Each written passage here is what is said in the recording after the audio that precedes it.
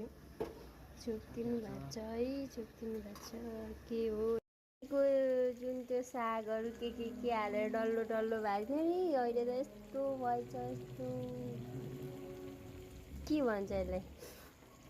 नामै थाहा छैन के भन्छ यसलाई। What is this? What is this? What is this? त्यो भनिहाल्नु नि अहिले भनिहाल्नु यो के हो भनिदिनु त, म त छक्क परेँ। अघि त हेर्दा त कस्तो साग हालेको थियो, अहिले त यस्तो भएछ यस्तो।